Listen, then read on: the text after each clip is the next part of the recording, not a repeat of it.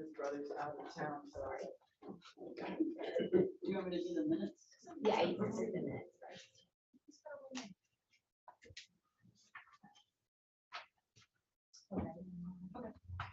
Go ahead and call the meeting to order. Very first thing we're gonna do is review and approve the minutes from the January meeting. So if there aren't any suggestions or changes, to approve these. Motion to approve. Second. All in favor? Aye. Aye. Josh is also. We got Josh on the online. Voice from the box. Okay, and then we're gonna go to Susan and co-directors reports and do finance. Yes. Zachary, can you hear me? I can. Good evening. Hopefully you all can hear me. Yes, sir. Good deal. Do you want me to go ahead and present now? Yes, if you don't mind, we'll start off with you. Since Sure. you're- Happy to do it. Thank you. It's good to be with you all again. Always enjoy spending time at board meetings. As a quick reminder, I was a board member of a charter school in Raleigh myself for 4 years, including 2 years as the board chair. So I won't say that I miss it, but it is good to be with you all. So a couple things tonight. I'm happy to present and discuss the January board report, which is kind of the executive summary of our financial report and including our end of year projections. This month marks the third month in a row of improvement from the previous month in terms of the overall bottom line. And the first time in those months that we were actually projecting a surplus again, which is really nice. So yeah, if you can get that pulled up. Oh, for heaven's sake. All right, we had some technical difficulties. That's okay. Just a moment, if my computer does not work. Zach, do you have access to this? Can you share it with me if I just send you a request for access? Um, Do I need to? Yeah. Okay. Yes, or I can share my screen if you'd like to do that. Either way, you'd rather do it. We should be good. I'm Okay. gonna check with Ben to see if we can Try it one more refresh. time. Here we go. Okay. Perfect. Just All like right. magic. Just like magic. So if you don't mind scrolling to the very bottom, I always like to start with the bottom line up front. So you'll see that very bottom right corner number. We're projecting a surplus of $38,708.84, and we're 7 months into the fiscal year, which is 58%. So again, that's kind of the general target. If you want to look at that, the number in the second to the right column is the actual year-to-date spending. Oops, I just got muted, so I just unmuted myself. Can you guys still hear me? Yes. Okay, good. So first of all, I need to give a lot of credit to Susan. I spent a lot of time with her and Vanessa, your account manager, on really going through the financials in detail this month and really honing in on each line item and their projected balance to make sure that we were as accurate as possible. So thank you again for that, Susan. But if you'll scroll to the very top now again, just for a moment. So our revenues, we're up a little bit from budget, and that's mainly due to additional federal revenue that wasn't predicted or projected at the end or the beginning of the year. A lot of COVID funds still kind of dangling out there, but this will be the last year for the bulk of those. So overall in revenue, we're about 80,000 higher than what was budgeted. And on expenses, really on down the line, we're really doing really well, compared to the budget in most of the categories. There's a couple of categories where we're running a little bit over, and that's why you see the difference in the budgeted surplus and the projected surplus. Salaries being one of them, and benefits being the other.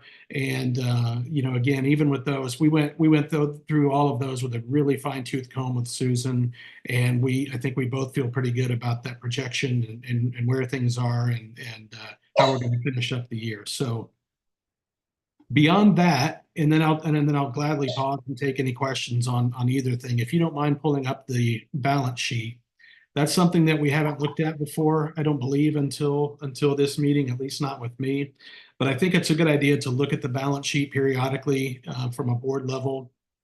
And yeah, I'll go ahead and give you time. Maybe while we're waiting on that to approve, I can just take questions on the board report, the financial report, if anybody has any on that.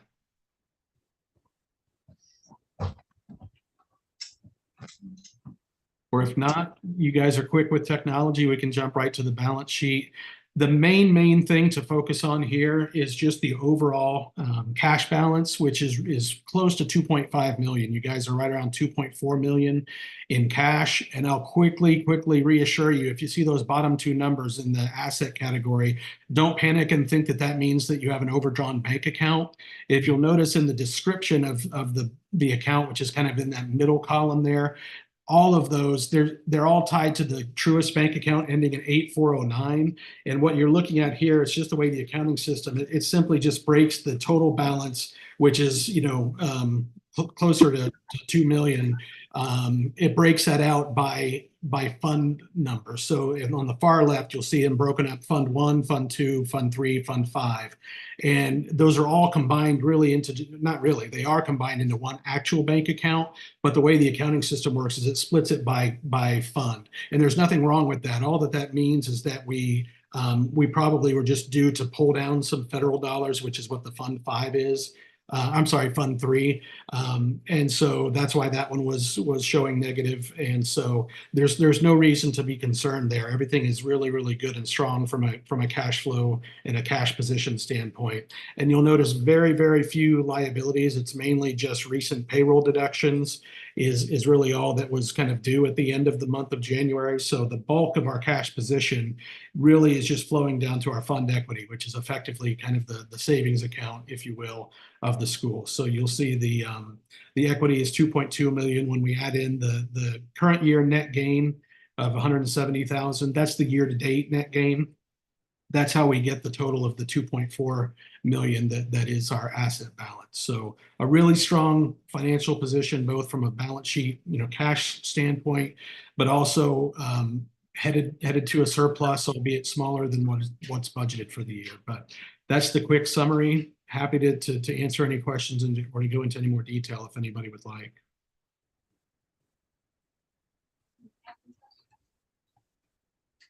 Looks like everybody. Thank you, Zach. Okay, you bet. And as I told Susan, I'm happy to stick around for the rest of the meeting, but Susan told me that you guys probably won't need me for anything else. So if that's okay with you guys, I'll drop off and look forward to being with you next time.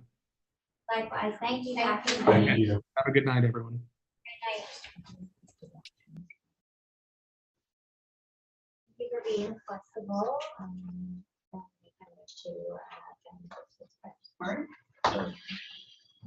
All right. So.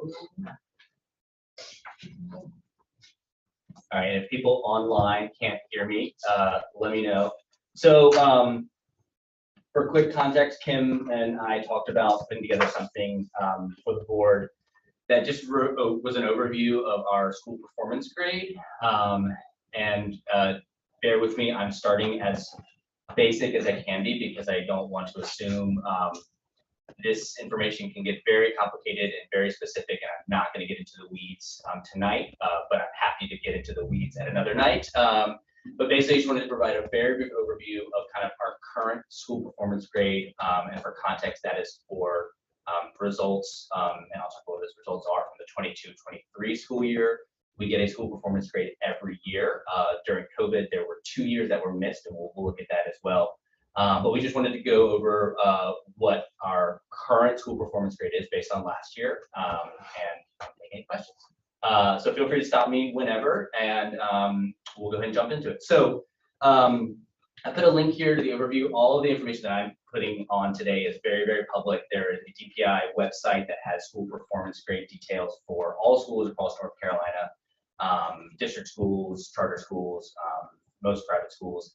So this information is all from there. There's also a kind of more detailed accountability framework that I'll reference as well, and the links are in this presentation. So feel free to jump into that whenever you want. But basically, the breakdown of your school performance grade is based on school achievement and academic growth. So if you look here, 80% of that grade, and again, it's rough, but about 80% is based on your school achievement score.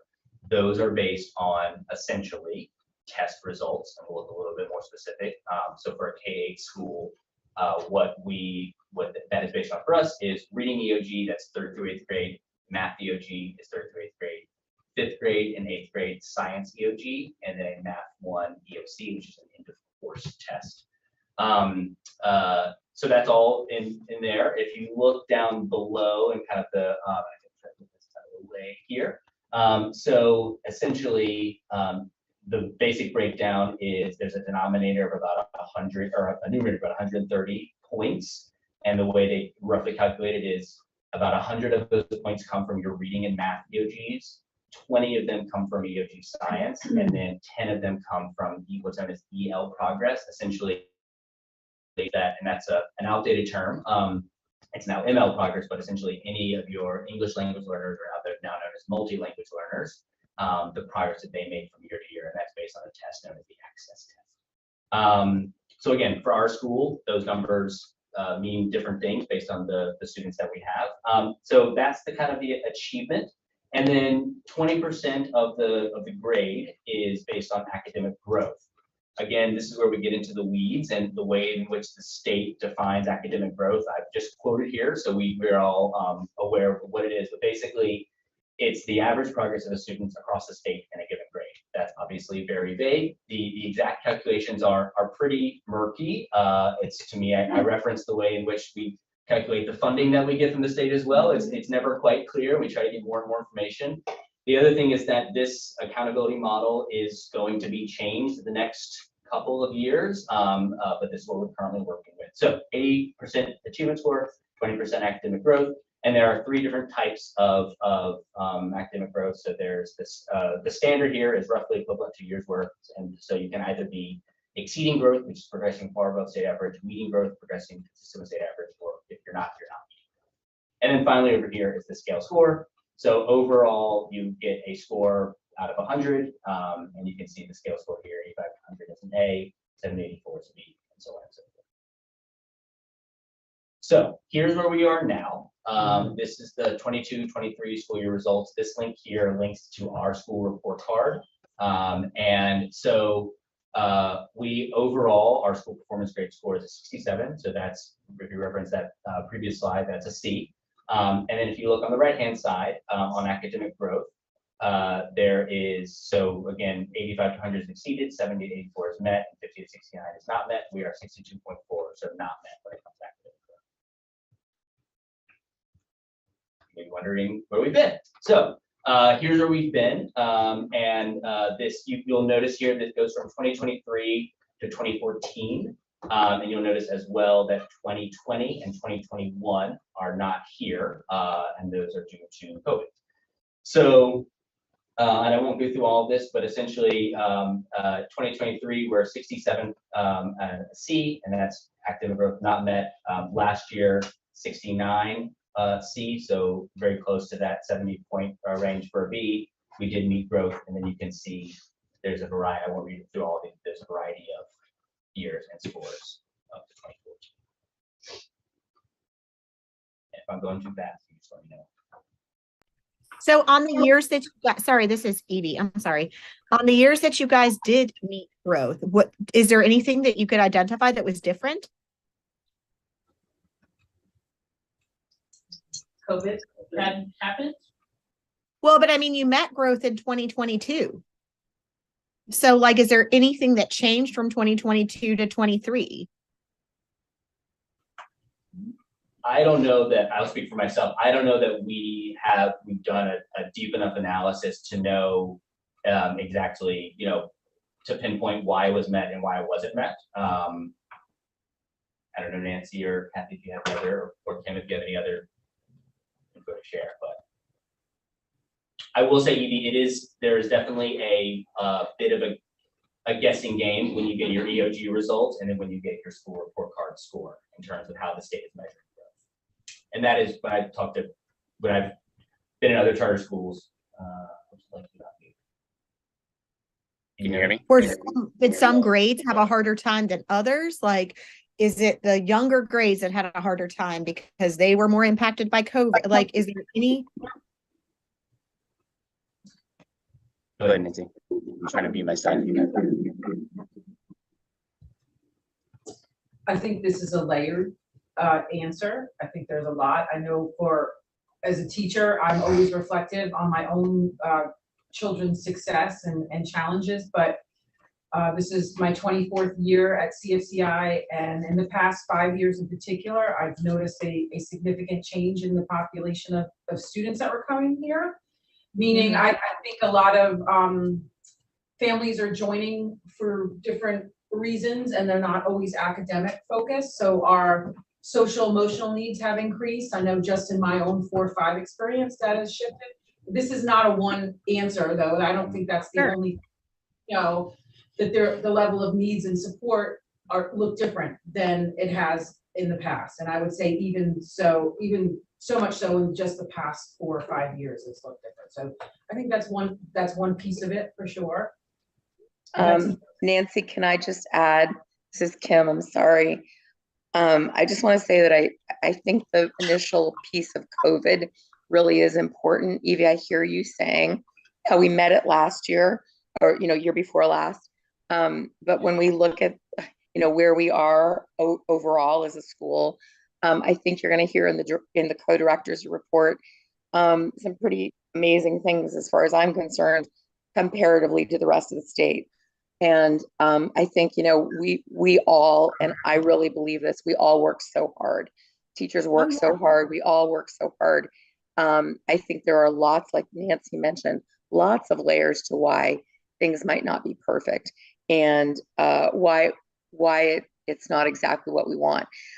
When I was talking to teachers last week about some of the things that we'll talk about in the co-director's report, it's pretty amazing. Of all the charter schools in North New Hanover County, we're number one.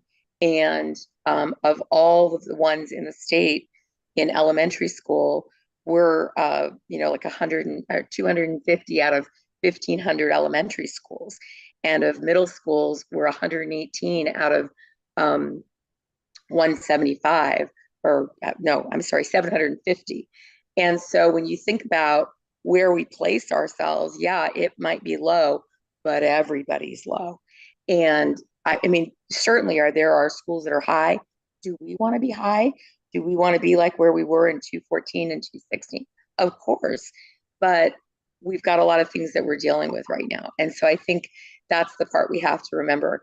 Let's compare ourselves to ourselves, but also let's compare ourselves to where we are in Hanover County and where we are in the state, because we're doing pretty darn good.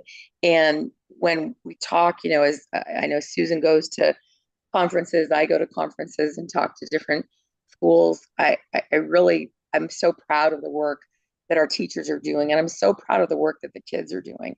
And like Nancy said, there's so many layers that I think we have to, like you're saying, Evie, let's deep dive and figure out, hey, where are some of these issues? But I think we also have to remember it's one measurement in time, and it's a marker, and it's what other people judge us on. But we have to know the good work that's being done. I'm pretty excited that next week we get to start that process for our charter renewal, and a lot of this information that we're talking about is really great information. And when we do compare ourselves, like I said, I'm really so proud of our teachers and so proud of the kids, because they're doing the work. And do we need to do other work? Of course. But one of the things we did this year, for example, and I don't want to make this sound like a defensive answer. I really am proud to say these things. We started our, we've always been a responsive classroom school, but we started a really solid social emotional learning curriculum too. So these are some of the things that we've stepped back, we've looked, we realized we went through a pandemic, right? Everybody did. And now here's what we're left with. And like Nancy said, what you were looking at for kids 20 years ago, because we've been at school for 24 years, 20 years ago, 15 years ago, even 10 years ago, even 5 years ago, is so different than what we're getting now. And, but we're a public school. And so we have to address the needs of all children. So that's the only thing that I would add. I'm sorry, I took that part of it away, Ben. But I mean, also don't misunderstand that I'm like, that this is an attack or that this Oh, is I like. don't. No, I don't, like, but I think it's important to get the information out, Evie. You know, Oh, I think sure. it's, yeah. Yeah. And I mean, like in my job, I'm looking at opiate overdose rate. Like I'm looking at things all the time, right? That are not progressing in the way that I want them to. And it has nothing to do with my staff not doing an amazing job, or that, you know, like I have a lot of people that work really hard and the data is the data, right? Like it's okay. Absolutely. Sometimes the data is what it is, right? And that doesn't reflect that people aren't working hard or that. No, I agree with you. I agree with you. I think I was just gonna say, I think one thing to keep in mind is anytime you look at scores like this, you're looking at one snapshot, one point in time. You're looking at one aspect of kiddos that quite frankly, we as a school historically have never put a tremendous amount of value in. Not to say that we don't think it's important, because it obviously is. I mean, if nothing else, then from a funding standpoint, this is what keeps our doors open. However, we as a school of inquiry and as CFCI down to its roots has never put testing at the forefront. So it's really, I think, important to keep that in mind. When you look at this data, to me, it does look troublesome. However, what you don't see are, like 2019 looks like a phenomenal year. 2019 was also a renorming year. So if I'm not mistaken, either reading or math didn't count into the growth that year, into the scores that year, because it was a renorming year. And now, then we hit COVID, and now we're back, and we've already, I think, across grade levels, seen some, what we would consider some glaring discrepancies with the way the norming was done, For example, in 8th grade math, we've got kids that are scoring 87th percentile and are not proficient in 8th grade math. They are scoring higher than 87% of their peers in 8th grade, but are not proficient. That's troublesome, right? I think that speaks to a greater issue in regards to just overall level of students in the state. So that was jarring to me when I looked at the score, because I would try to always figure out the calculation of like, what's a 1, 2, 3, 4, or 5. And you got it down in a range, but last couple of years was shocking to me. The scores and what they were scoring to get a 4 or a 5, a 3, 4, or 5. And it's different grade to grade, and it changes every year. Yeah, it's very. Kim also mentioned kind of looking at kind of comparison, and so I did want to provide that here. And so, sorry. And then so one last thing you can see as well, a little bit of a breakdown. So this is just how that 67 came about. So we've got 66 for math, 69 for reading, so pretty close there. And then for the growth met for math not met and reading growth met. But to that comparison that Kim was saying, so I have this in both a visual and then I'll go as well to a table next, but just to show you the visual first. This is where we are in comparison to both New Hanover County Schools and state of North Carolina. The green are our essentially percentage of students who are grade level proficient, meaning that's GLP, meaning students who scored a 3, 4, or 5, so essentially at or above grade level.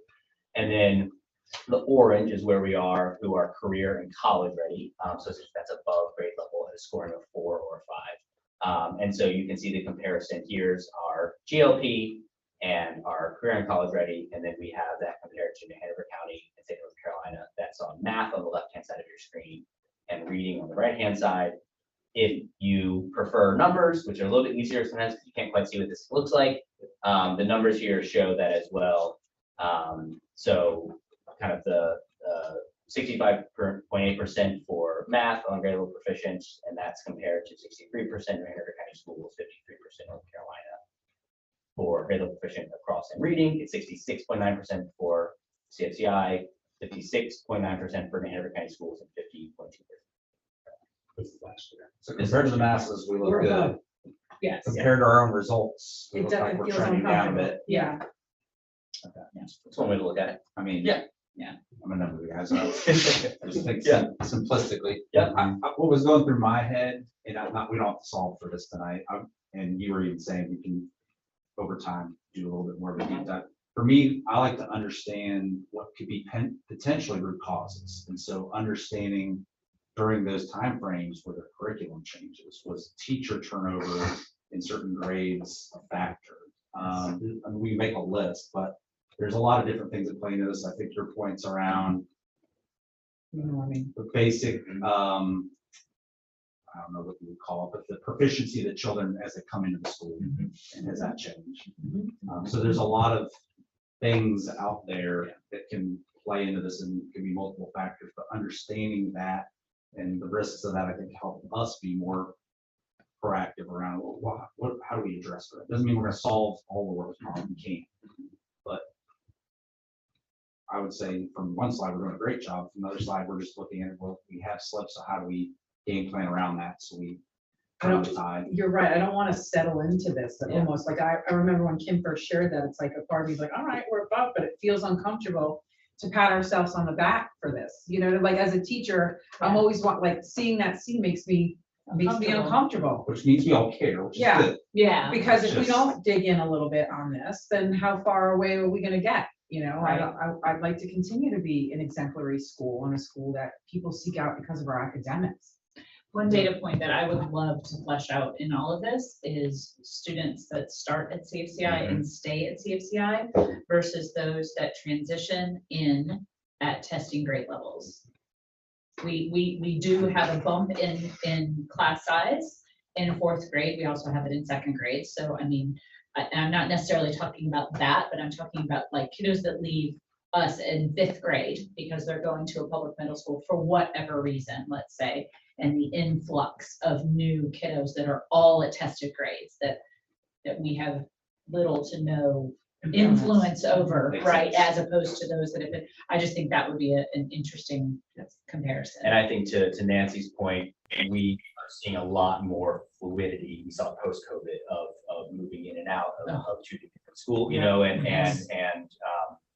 so that's a big, and then I think finally to Kathy's point too, just keeping in mind that this is one piece of data that does not define us.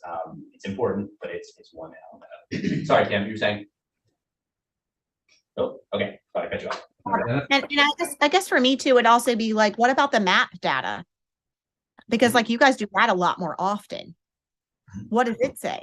Does it match this? Does it not match this? It's apples to oranges.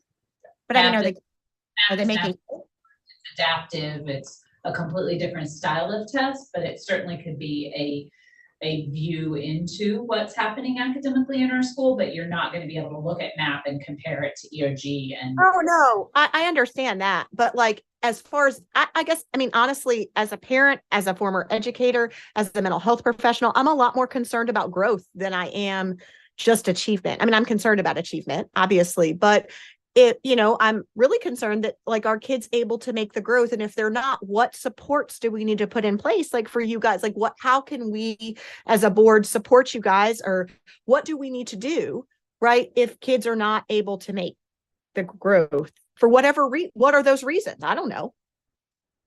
And I will say, you too, a good question, because we just had this conversation as a staff a couple weeks ago about how, as Kathy said, map, it's apples to oranges. It's not a formative assessment. There is a predictor. We have found time and time again that the predictor is wrong. What it tells us about how kids are doing in the middle of the year on map, that they'll be proficient or not on EOGs, is really a shot in the dark. And so I think it's a really critical piece of data that we use for a lot of different reasons internally in our support teams and to place students different tiers of support and all of that. But when it comes to as a predictor of performance on this one test, which is again, all this data. I'm less concerned about a predictor for the test. I'm more concerned about the growth in general, right? Like it's another way of looking at student growth, right? To say that according to this assessment, what percentage of kids are making growth, not which percentage are going to pass the EOG. I'm not really interested in that part, but like there's a growth score on the map. Are CFCI kids, like as a whole, like what percentage of them are making growth from one data point to the next on the map? I think one area that y'all can hit me if you want to, but one area that I really feel needs to be focused on, we talked about it a little bit in our middle grades meeting today, is right now we have a lot of time and a lot of resources spent on the intervention side of academics and not quite as much on the extension side of academics. And it is harder to grow high kids. There's less room for improvement. They're already way up there. So I would be interested to know how much of that growth that we didn't meet are our kiddos that are in the 90th percentile and higher already. And I know that, I that would be one support that I feel like our school could really benefit from, is more expertise in that area. And Evie, I think that, if you're looking for that information, it's certainly a presentation we could give the board for sure. We don't have, we've talked about this as a staff, and I think that putting out something comparatively is good information for the board to have, so that they know when we're looking at our strategic plans, all of that, why are we going in certain directions? So yeah, I mean, that's what I want. And I'm not again, I know you guys will do a great job. Like I think that goes without saying, but for me, it's just, if we just listen to the presentations and don't ask any questions and don't engage, absolutely, then nobody gets any better, right? Like none of us get better if we don't think about how we can, right? And I think whatever we can do to facilitate that. It's our job, right? I mean, that's our job. So absolutely. Right. It's your job, but it's our job too. Yep, absolutely. A couple of other places that is, and again, there's lots of ways to dig into this data I find really interesting. And for our school, sometimes it is, sometimes not, but this is some subgroup comparisons. So again, we're looking at, if you look at this top bar, the green again is grade level proficient, and the orange is career and college ready. You can kind of see how this compares by gender, and I have this in as a table as well, and then by race. It also breaks students down as they determine as economically or not economically disadvantaged, students without disabilities, students with disabilities, and students not English language learners. And again, you can kind of see this information in a table as well, so you can kind of see the comparison there. Again, for our school, depending on the different grades, sometimes these numbers have more weight than not, depending on the diversity of the class size, but it's another interesting way I thought to look at the data. And I can show you as well for reading.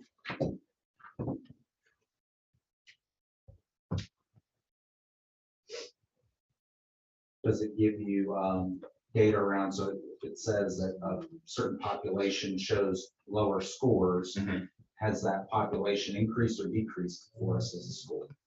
You can correlate those, and again, I think that also it's a really great question to Kathy's point of if that number has decreased in starting in kindergarten versus starting in 4th or 5th or 6th grade. It's a really good question. I think the tough part about middle school is you have high achievers and they're trying to check the boxes on athletics. That's what draws a lot of folks to a public school. I think the opposite. This is Neil's conjecture, no data to back it up. But the opposite is sometimes true for folks trying to come to charter schools that they're struggling somewhere else, and they're looking for a solution. We just have to decide what emphasis. We're going to meet all needs for sure, but are we going to address all of those needs? And how? Right? Yeah. Kind of how are we going to make that happen? We're dealt some cards that we don't always have control over, but it's then how do we come up with a game plan that best meet the needs. And so the last, Cam, you good? The last piece here is, so I debated putting this in. I thought it was really interesting. I was listening to a podcast, it's a radio show, The Newsroom on local public radio, and they had a very interesting conversation around our resiliency task force at New Hanover County Schools. But charter schools came up. I always find it interesting when CFCI is in the news. I oftentimes think we're being successful if we don't make the news, but this is an interesting one, and not really it was actually, I think to Tim's point earlier, a pretty honorific mention. So I'm going to play the clip, but before that, just some context. The woman speaking is Patrice Spason, who's the Chief Academic Officer for New Hanover County Schools. She has some information that she shares around charter school funding that is not quite accurate. That's not why I'm presenting this clip, or at least in our view, it's not quite accurate. It's around where the money goes and stays. But the reporter mentioned CFCI, and so I just thought, kind of as a capstone of this presentation, just interesting to see, kind of given where we are in this data from last year, and then we'll talk later in the Twitter report as well that Kim mentioned around our kind of standing in the state. So I'll just end with that. With sound play, we'll see. Okay, Kathy, tell me after why. Oh, hold on, I got you. You had to, when you shared your screen, you had to click the button that said share audio also. So maybe quit sharing. Thank you. And then try sharing again. Thank you. Thank you. And then it's a little itty bitty box that I missed for weeks during COVID. Share sound. There it is, share sound. Yes, it's just. Let's try this again. There you go. About our local competition scene. All right. Okay. I can adjust this volume here, or you can adjust the volume of yours down, because right now it's basically shouting at that, and My that's shouting volume also. is off. Okay, go ahead, hit play.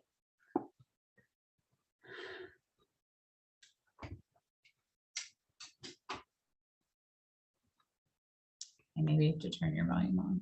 I don't know what you did. Public charters and private. I would ask parents. I missed that. Don't miss it at all. Well, I can, okay. How about this? How about I mute this and you just play from your Try it. computer? Let's do that. There we go. Interfacing, talking about our local competition scene, and we're just looking at public schools and charters, not private. I would ask parents to go and look at charter performance. They would be shocked. They're not doing what you think they're doing.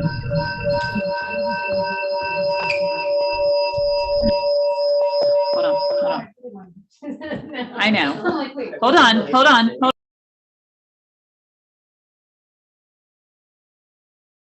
Jason, talking about our local charters, not private. I would ask parents to go and look at charter performance. They would be shocked. They're not doing what you think they're doing. So I would say go look at that performance. The money stays with them. So once we lose it, it's gone. And a lot of times, and I would say too, you'd be surprised of how many times a kid goes to a charter and then they're coming back. Because remember, a charter school does not have to keep you. So Faison is right. When we look at the county rankings, 12 elementary schools public schools do better than the next charter school, which is at rank 13, and that's Cape Fear Center for Inquiry. But if you look at the middle school, it does a little better. There are 2 middle schools that do better than CFCI. And then at the high school, there's not too much competition.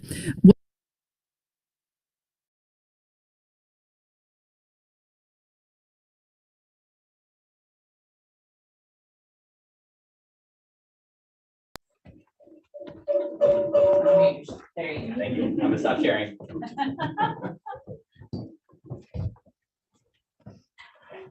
Yeah.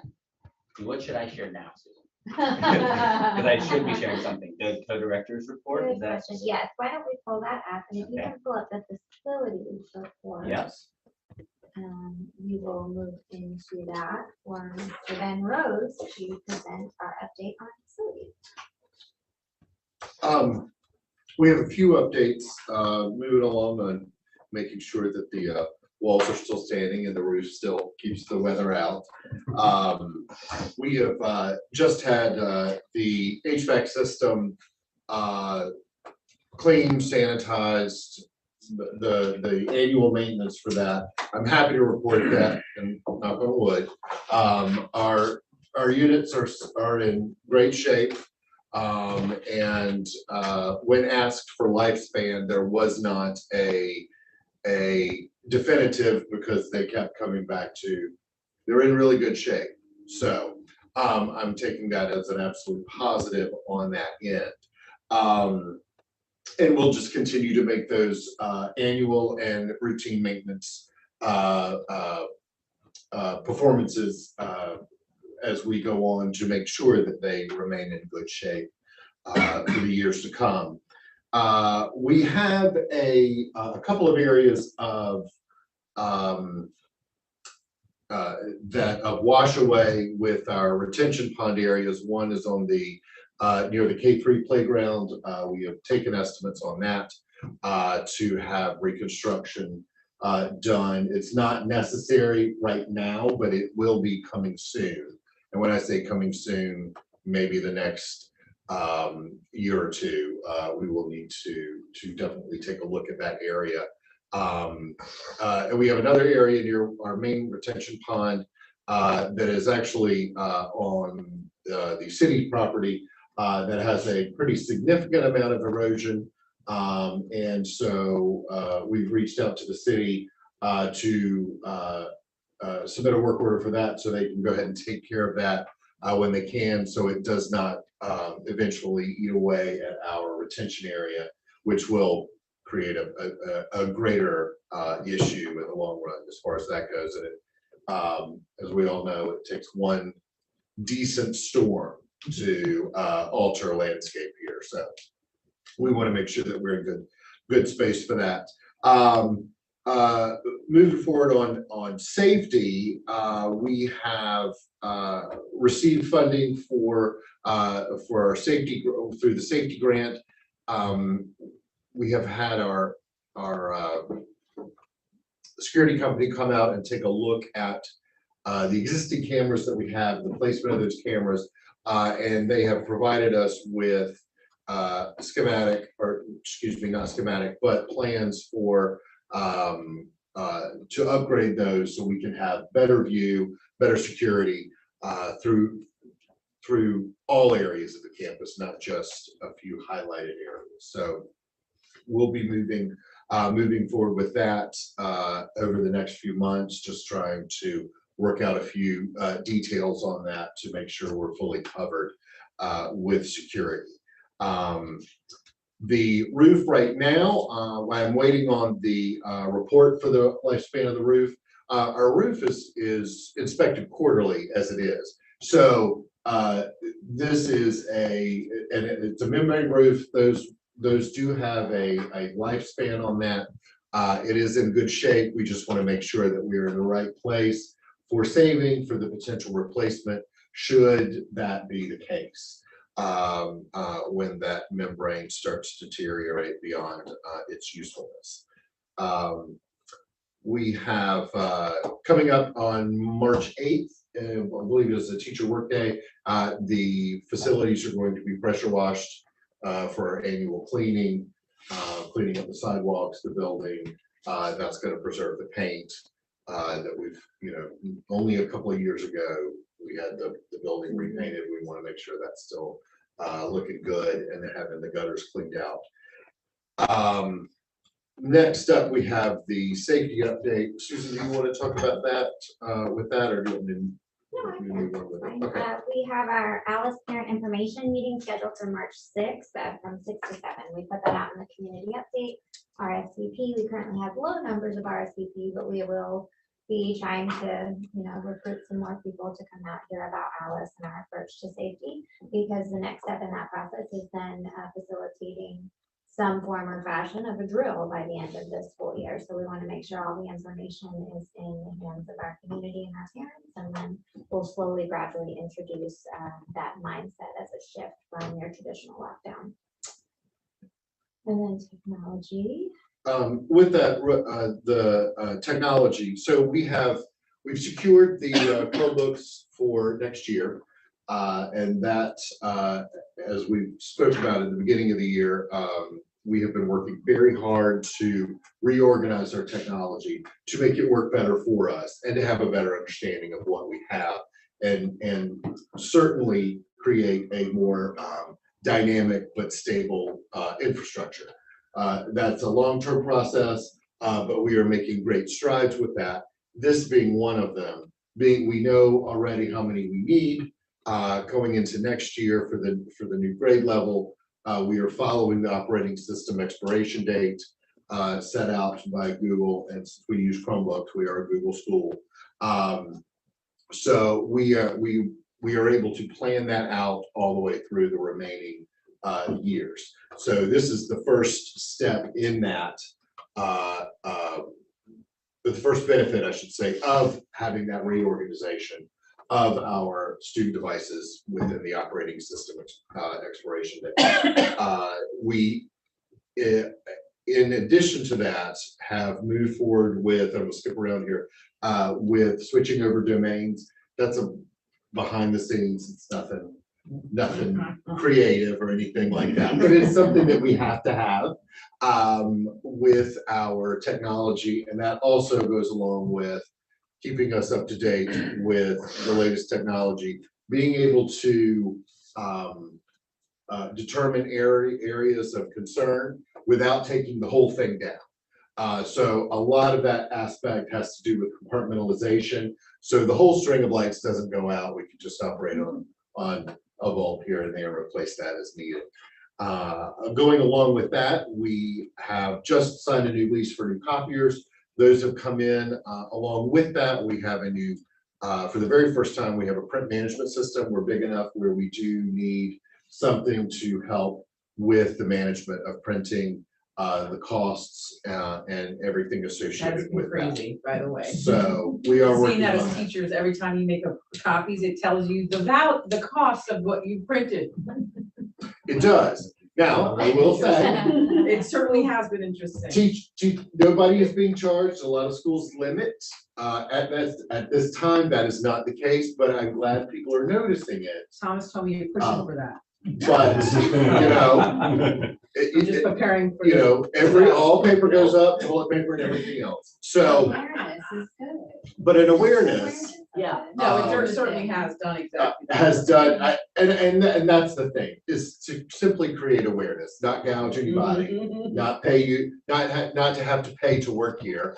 You just need to have a simple awareness as far as that. Do that. I did have a few folks, I told them, well, that's linked to your bank account. I got away with that for a Can I minute. donate some paper? So there we go. Thanks. Yeah, and so, and, you know, and that's it. That's it for the facilities report. Does anybody have any questions on that as far as the technology or anything moving forward? Do they have a dollar counter on the toilet paper? Yeah. Maybe by September. How many squares do you get? Yes.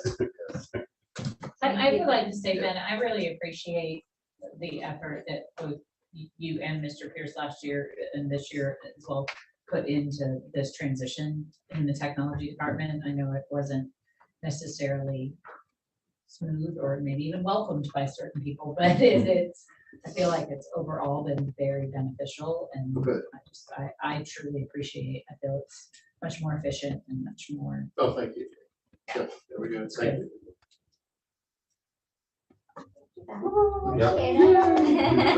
High praise. Square. Do you have banking recommendation, Susan? Is that? Yes, we Okay. can head on Sounds to the exciting. banking. Neil, I'm still gonna catch you prior to the meeting, if you don't mind. We're going to ask you to excuse I will yourself leave for just this. this I know discussion, that's and about- then I will come back and get you. You want to just text me?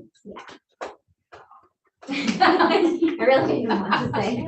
It's about my height, I'm sorry. You show the door. Yes, thank you. All right, and the only Okay. reason for that is because Neil is an employee with First Citizens, and that's one of the banks that we requested information from. And he would not be directly involved in the management of our account at all, but because of his affiliation, that's where we kind of draw the line with the conflict of interest. So just to explain that, certainly wasn't trying to do. So for proposal number 1, that's our current situation. Do you have that up then? Yep. Okay, Yep. great. This is Truist. Current interest rate is 3.92%. That's an average. Retirement dissolution funds, I think you've heard me talk about this quite a bit. It is an escrow account. The annual cost for keeping that requirement, which OCS requires, the state of North Carolina requires for us to have a reserve of $50,000 set aside in the event that our school dissolves and we need to support the funding of the retirement fund. So we are paying $2,500 a month, or not a month, a year off of it. And that is going toward the escrow account. So that's kind of a large portion of where our fees are going for banking. The funds are distributed between a money market and checking. You'll note that the money market funds are much lower than the checking, which is our operating checking account. That's where we're drawing our funds from for all of our accounts payable, all of our payroll, all of those purchases are coming through. So the money market is not touched. Checking, of course, does not come equipped with an interest rate, but the money market is where we're accruing interest at this point in time. So the proposal number 2 from First Citizens was to do a business banking 3 account, recommendation of keeping 400 to 500,000 cash in our checking account, moving the rest to money market to maximize the earned interest, and that is offering us 5% interest. So they're shooting for a 5% interest rate, which is substantial when you're talking about the amount of money that we would be investing into that account. That is good news, and that was the last proposal that I received from them. So they're proposing to keep 1.75, around that amount, in the account for the money market. The other good news with this, they do offer a letter of credit, which Truist, I believe they have that option. It was not extended to us when we were trying to get this requirement taken care of. So it is something that we could investigate. It's a little cumbersome to try to, basically what that says is they are vouching that you have this amount of money, so there is risk involved on the part of the bank, and there is a financial investment that the person makes on behalf of that, but it's not as substantial as the $2,500. As you'll see, it's 1.5% of the amount that you're requesting that letter of credit for. So for $50,000, it's $750. So that's a lower cost in terms of the banking fees there. The third proposal is Live Oak Bank. Their interest rate is listed at 4%. I say listed because I reached out to the company. They do not have a number on their website, and you chat with a person or a bot, I'm not sure which. And they say, whatever is on our website is what we're offering. We are not competitive. We do not offer any, back and forth. We're not getting into any of that. It is what it is, and that's the end. So that's all the information I have on Live Oak Bank. They do business checking, they do business accounts, but I was not, the personal element for me is equally as important as the interest rate, because we want somebody who's looking out for our best interest, who's letting us know if there's a change in the market, a change in the interest rate. I will say it's not meant to be derogatory, but I have found that I have had to reach out to request an updated interest rate to get increases in our interest for our current situation. So for me, I feel like we could get more. Definitely. Yeah, with the amount of money that we have in an account, I think we deserve to be treated well and catered to some extent. So my recommendation in this research, Kim and I did meet with the person who would be handling the account, and we are recommending proposal number 2, which would be moving over to First Citizens Bank for our banking. We do still have just shy of 300,000. It's about 282 in our SECU account. They no longer have business accounts or capabilities. So that is something that we would like to look into, treasuries or something that's safe where we can't touch it. We don't need it. We don't need to touch it, but if we can earn more interest off of it, that's something that we'd like to look into. And that is something that First Citizens has offered to look at with us as well. So does anybody have any questions on any of that? So we have one that's on our risk that we, like, what we can invest in, just like general, whatever. There are federal regulations and guidelines surrounding public money. I can't spit off the exact numbers, but one of the questions when we met with First Citizens was, this is very particular in how we can expend the money, how we can save the money, where we can place the money. FDIC insured, for example, those are all things that come into play. So he said, yes, we have specialized accounts for education, and we have experience with education. And that for me is something that holds a lot of weight, because the nuances of money in education are vast, and I won't ever pretend to know all of them. So it's helpful to have somebody who does have that expertise to guide us in those directions as well. That's a good question. That's kind of important. Yeah, totally. We're not taking risks with this money. This is all risk free. I mean, risk is good. Some risk is is okay, because where is part of it. Right. How young are Neil's kids? Is he the beginning of our experience at CFCI? I don't know. They're third and first. Okay, yeah, I thought they were young. Any other questions on the banking? No. Okay. So, I move to accept proposal two. okay. thank Oh, you. great. All in favor? All right, motion approved to proposal two. Okay. Should I go What loud? about those online? Evie and Josh? Yes. In favor. Yes. I like motion approved now. Okay. Thank you all. We appreciate it. Thank you. We will keep you posted on our transition and our migration to the new services. All right. Now, I believe we will move the human resources report to the end of the meeting, as we typically do. So then we will get into the director of education report, which Ben and I will be Kim's proxy for this evening. And Kim, feel free to interject as you wish. Ben, would you like to get started, or would you like me to? Sure, I'll jump in. So this is our, as of February 12th, our total enrollment remains at 402. So you can see here where we have a couple of gaps in meeting our full enrollment. So 1 spot in 3rd, 2 spots in 4th, 1 spot in 7th, and 2 spots in 8th. We will also be talking about the lottery that just ran later in the report as well. But that is the current enrollment now. The school lottery did run on Wednesday, February 14th, with 323 applicants. We were up about 20 applications from the previous years, which is a 9% change, which is pretty significant. If you do click over that, then, if you don't mind, there is the 3-year average. Just for reference sake, this is when we started to collect this information about 3 years ago. So we do have a healthy comparison from 2022 to 2024. So if you'll note, the total applications by close of lottery were 308 in 21-22, 304 in 22-23, and 326 this year. We always see very high numbers in kindergarten as well as the middle school years. So once we hit 6th grade, we do see a good bump in those number of applications. But we did see really healthy numbers in the other grade levels this year as well. An area that, of course, we'll pay attention to is the 8th grade. We currently have 4 applications for 8th grade. If you'll note, we did have 11 for the application period from last year in the lottery, and we still did wind up confronting the fact that we did not fill to capacity our 8th grade class this year. So something that we'll be paying special attention to moving forward. And I think most people know, but we, about usually around January, we did again this year, we, after the end of the faculty meeting, make sure that we distribute flyers to all of our staff to go out and put in various daycare, churches, preschool that they know of. And so it was an all-staff effort as it has been in years past as well.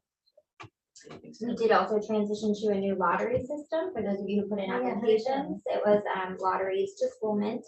It went well. It was not without its bumps along the way. I think with any transition to a new system, it does, it requires a lot of effort prior to the running of the lottery, getting the forms up to date. We do want to thank Lisa Cole for all of her work that she did with that, and Little Walker was a big part of that as well.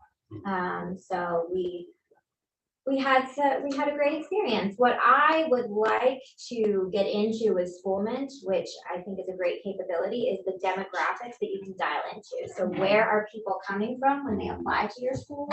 And, kind of concentric circles of what we're attracting, who's applying, who's accepting. Those are some pieces of data that I'd really like to get into to learn a little bit more about what we can do better to market our school and broaden our diversity as well. So that's something that we'll be looking into in the months to come. And I know we've talked a bit earlier about, welcoming new families and how our, who's coming to our school. The other thing that's nice with Schoolmint is I think we found that it's a much more user-friendly experience on the family side. So that's as well as for applying, but also enrolling. So this is the time now when Lena is often having to track people down, but it's nice to do it now, and school makes it a lot easier versus having to do it on August 9th or the day Right. before or the day after the first day of school. Right. And so we can get our enrollment solidified earlier. So Kim referred to this earlier, and this is coming from a report. Ben, sorry, one quick, on that note of getting kids enrolled, do we have any update on the calendar? That's from a selfish perspective as well. Sorry. We are going to present that this evening for approval before the board. Coming, all right, coming for approval later tonight. Kim mentioned this earlier. So this is a report from EdNC, and there's a variety of links here, and I won't click all of them, but you can just kind of see some of the headlines here in that, because we're a K-8 school, they break us down into an elementary and into a middle school. But you can see that overall, number 299 in North Carolina elementary schools, that's out of 1,429. Number 203 in North Carolina middle schools out of 687 middle schools. This is total middle schools. And then it also breaks us into charters across the state as well. So number 37 in charter elementary out of 184, number 58 in charter middle out of 178. I think that we shared this information with the staff last week, and it was a really positive vibe all around. So I think that, like always, a lot of work to do and also a lot to be proud of as well. So a variety of other rankings as well here, but those are the highlights from that. Our family education series is kicking off this week, actually tomorrow evening. It's part of our strategic plan. So we created a goal to partner with community to provide ongoing educational opportunities to support children and families. The workshops, will be the first of a series of 3 workshops called Empowered Parenting, which will promise to nurture and support students' health, wellness, and potential. So that'll be from 6 to 7 p.m. tomorrow evening in our NPR. And they will get the first in the series of Empowered Parenting. Our guest speaker is Buffy Andrews and will lead in learning more about building good communication, providing support and information, building knowledge, and being open to working in partnership. Families will gain practical and useful tools to enhance communication with children, as well as professional resources for knowing where to turn when they feel out of their element. So we'd like to thank Buffy Andrews, who will lead these workshops. And many thanks to Olivia Horn, our school counselor, who organized this entire partnership with Buffy and her Empowered Parenting series. For Wednesday, March 27th from 6 to 7 is managing child stress and anxiety. And Wednesday, April 17th is 6 to 7 childhood ADHD. So those are the topics that will be presented. Yes, certainly poignant and relevant topics. Okay, so more fun. We have our adult prom coming up. So make sure it's on your calendar, Saturday, April 13th from 7 to 9 p.m. Organized by CFCI Development Committee and overall just a fundraiser to benefit students and teachers at CFCI. I believe it is 80s themed. It is an 80s theme, yes, yes. I can't go back to the 80s. I'm not doing that. Girl, your hair will still get big. Oh, I know. I know. For reference, as Kim always includes the weekly community communications, they are linked below for the 15th, 22nd, 29th of January and the 5th and 12th of February. And then finally, a couple partnership notes. So there was a very successful bingo night on February 9th. I heard Deb LaRue did an outstanding job as MC. The book fair is coming up on March 18th, and then March 20th. Well, anyway, there's no grades prom on April 12th. It's right before the adult prom. Yes. We're Using decorations. decorations. So smart. Or after a spring break. After. Right after. And that is everything for the Director of Education report. Any questions? Thank you, Ben, which will move us into calendar. Is that what's next? I see. School calendar. All right, oh gosh. Yeah. That Stanley is top heavy. I'm learning the way these Stanley. There should be copies. Did everybody get a copy of the calendar when they came in? Yes. Ben's probably gonna project it, I assume, Ben. No, it's not linked here. It is not linked. But I will find it. Does anybody else need a copy? Everybody's good? Okay. So we may not need to, because I haven't done it. Okay. There are many versions. So in terms of process, this calendar committee was funneled through teacher council for this school year. Started with one version, branched out into multiple versions, and then was narrowed down into the final selection. It did go before the faculty and staff for their consideration and their feedback as well. So some of the, and then kind of. We did it differently this year too. Did you like the way we did it this year as administration? You think it was productive, more productive, the way we did handle it? I think. I thought it. I felt it was. We saved a lot of time. I think there seemed to be a clearer flow of Yeah, this. and everyone this and came with this. ideas. There was no arguing back and forth. We narrowed it down quick. I thought it was really productive. Excellent. Well, it's good to hear that feedback. I think from our Agreed. perspective, it's sometimes difficult to see how it's Yeah. unfolding for Yeah. others. It was also so it was very transparent That's as well. right. Like, we knew where everything came from and how it got there. Not that it's not necessarily been like that in the past, but Sure. just, it was a very clear flow. And took some of the load off of that committee because of that. So I think it was a pretty seamless process, and there were some goals that we wanted to honor on part of the staff, and there were some other goals on part of, administration. For example, the 175 days of school, that was something that was a non-negotiable. We wanted to make sure that we were at least hitting that mark with the calendar with the number of student days.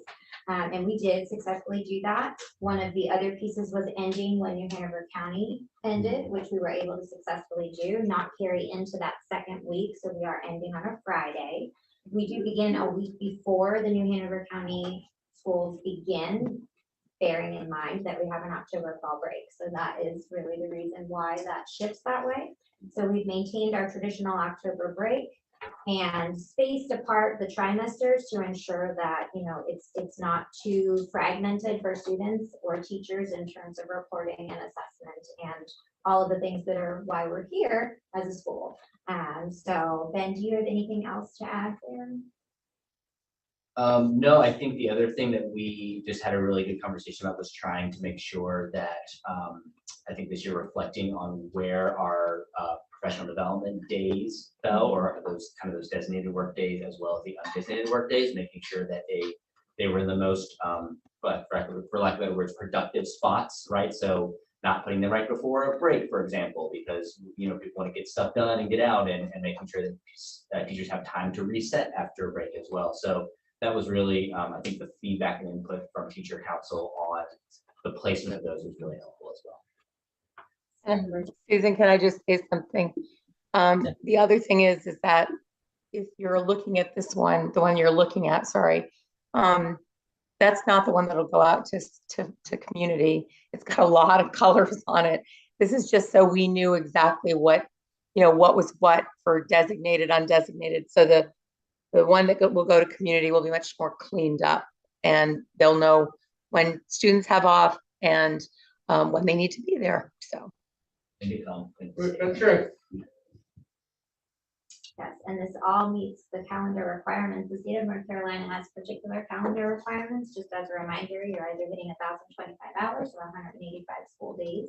So we went for as most schools do, the hours option. So we are well above the 1,025 hours mark, as well as the required holidays, the required teacher work days. So there have to be 215 days for teachers to work. That's a state requirement. So every time you adjust and move one day around, it has a domino effect of how that impacts the rest of the calendar and how those days play out. So that was all part of the conversation that we had while developing the calendar that we are recommending this evening. I think also it's important to note that one of the big conversations I heard in several of the calendar meetings, both in our loop level, what was shared out from teacher council, as well as in the faculty meetings, is that there was a lot of teacher conversation about student contact hours. And you know, really maximizing that and it, you know, for example, around the work days and our green days and things like that, it's like, are we getting enough bang for our buck or are we missing out on student contact hours? And so I personally appreciated that because as far as I'm concerned, there's never enough. Absolutely. Anybody have any other questions or comments about the proposed?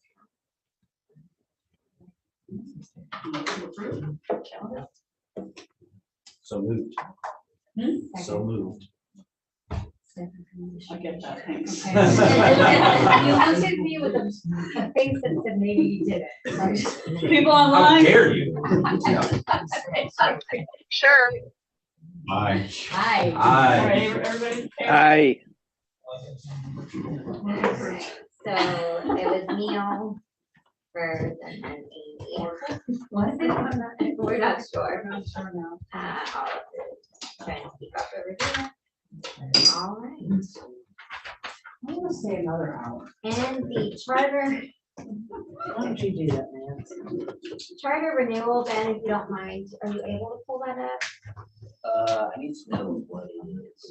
It's a link on the board agenda. On the, Yeah, it was on my the, email. yeah, info direct, oh. Oh, Sign up oh, for maybe it's not request there. act. Hold on. No. What was the school? I was looking for that for the color code. No. No, you don't have it. No, it says no. I could probably share if you want, Susan. I'm about to do that. Okay. So I.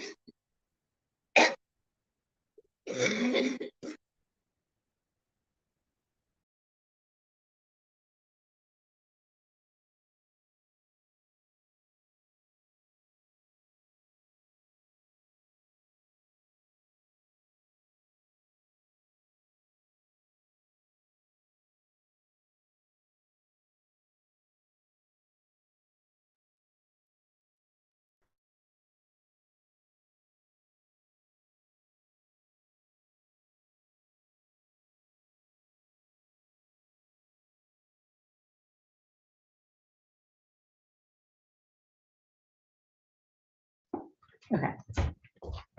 You have that? Yeah. So this is just a, as Ben's getting set up, this is, it gives you the WebEx meeting link. We are, 8:30, WebEx will be started, school team will verify the audio and video. From 9 to 9:25 are welcome introductions and school tour, so that will be Kim and myself. 9:30 to 10:15, important for the board committee. We are looking for as many board committee members as possible. This is virtual, so if you're able to disconnect in any way, shape, or form to hop on with us during that time, we would really appreciate it. This, you know, OCS would like as many board members attending as possible. So that is from 9:30 to 10. Susan, could we actually get confirmation tonight? Because that way, we can send this to the charter school. We have to send our final list. So if people could confirm, I'd appreciate it. I plan to be there. Okay. Yes, Thank you. a yes from Dana. Will you guys send out? I am not going to be able to attend. A no from Josh.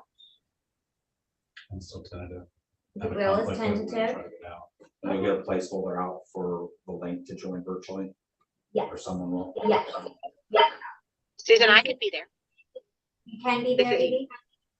Okay. I hope so, unless everything falls apart. But yeah. If not. Thank you. Thanks, everybody. And the invitation, this invitation has gone out, but it's going to go out again tomorrow.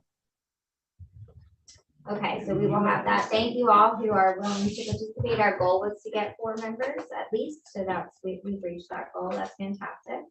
Then that will be followed by a focus group of parent and family members, and they are listed below. There are 8 currently that will be participating in that. The staff committee is from 11:10 to 11:55, and we currently have 5 teachers solidified for the focus group for the staff committee. And then the administrative team includes Kim, myself, Lisa Cole, the K3 instructional coordinator, Ben Pierce, the 4-8 instructional coordinator, and Kelly Rooney, the EC coordinator, so the entirety of the leadership team. And then from 12:35 to 1, there will be questions and wrap up.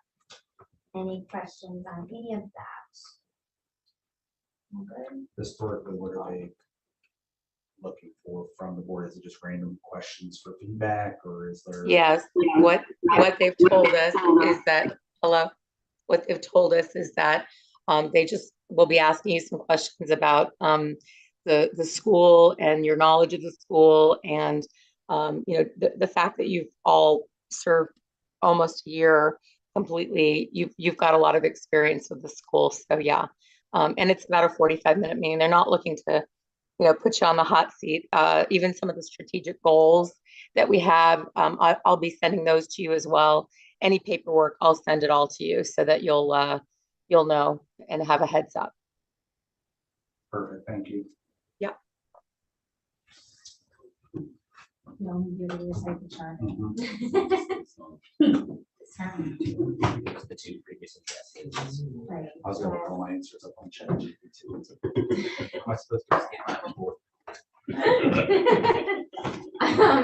All right, so that is the agenda in open session for the time being, and we would need a motion to move into closed session for to discuss personnel matters.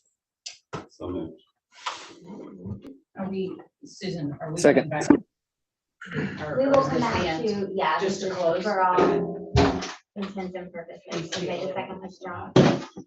All in favor? Aye. All right. Susan, I'm gonna roll off here. Oh, And stay. Can you